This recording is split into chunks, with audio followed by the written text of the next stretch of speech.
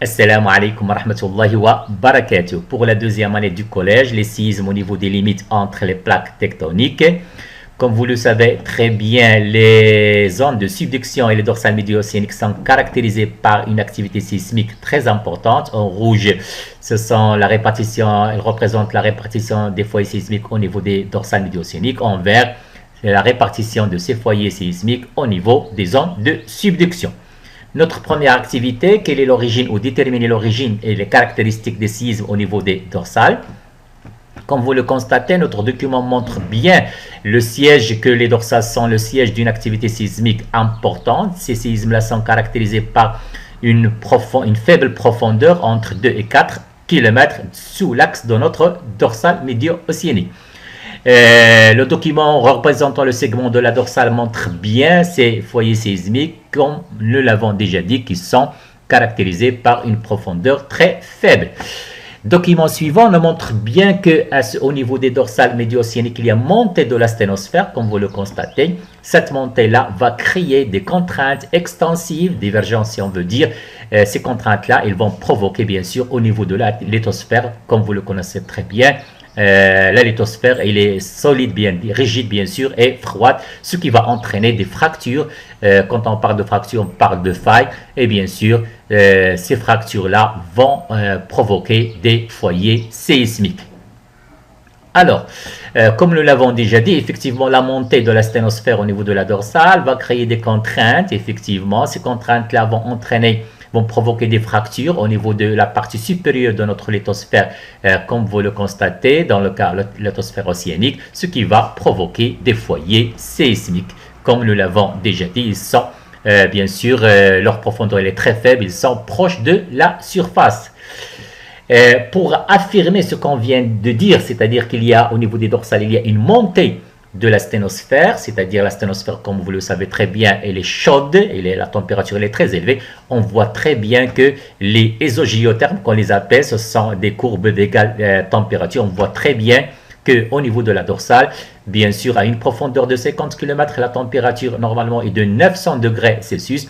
Mais on voit très bien qu'au niveau de la dorsale, cette température, au niveau uniquement à une profondeur de 30 km, la profondeur elle est de 1300 degrés Celsius, ce qui montre bien, comme vous le constatez, c'est une anomalie, je m'excuse, ésogéothermique, parce que normalement, nous savons très bien que la température augmente avec la profondeur. Dans ce cas-là, on voit très bien qu'à une profondeur de 30 km, on retrouve une température de 1300 degrés Celsius, alors qu'à une profondeur de 50 km, normalement, la température doit être plus élevée que 1300. On retrouve uniquement 900 degrés Celsius, ce qui affirme bien sûr qu'à ce niveau-là, au niveau des dorsales, il y a une montée, si on veut dire, de la sténosphère qui est chaude, comme je l'ai déjà dit.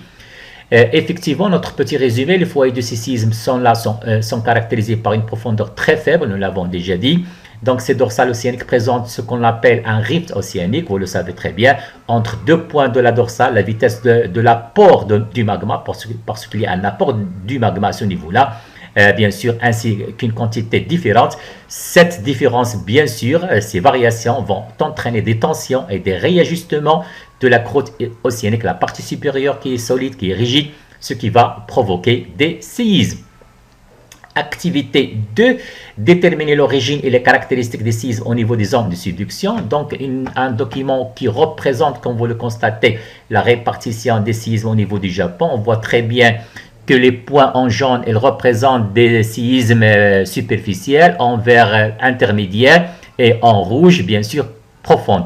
On se demande pourquoi cette répartition qui est très particulière. C'est pour cela qu'on va observer une coupe au niveau de AB, bien sûr, comme vous le voyez à droite, notre document 4, comme nous l'avons appelé.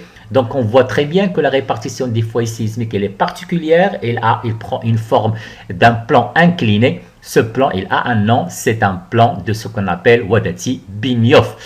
Effectivement, au niveau des zones de subduction, les foyers sismiques se répartissent d'une façon très particulière selon un plan incliné appelé plan de Binioff. Deuxième constatation, que, comme vous allez le voir, bien sûr, en avançant vers le continent, dans ce cas-là l'Amérique du Sud, on voit très bien que les foyers sismiques deviennent de plus en plus profondes, ce qui affirme bien sûr qu'à ce niveau-là, il y a effectivement une subduction d'une plaque, bien sûr, océanique sous une plaque continentale dans ce cas-là.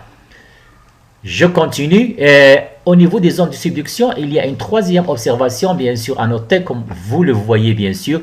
À ce niveau-là, on voit très bien l'existence d'une fosse, comme vous le constatez, ce qu'on appelle les fosses océaniques. Ces arguments-là, bien sûr, ils affirment qu'à ce niveau-là, bien sûr, il y a un rapprochement entre deux plaques, mais il y a, bien sûr, ce rapprochement entraîne la subduction, bien sûr, le plongement d'une plaque, dans ce cas-là, la plaque océanique qui est plus dense sous la plaque continentale qui est moins dense.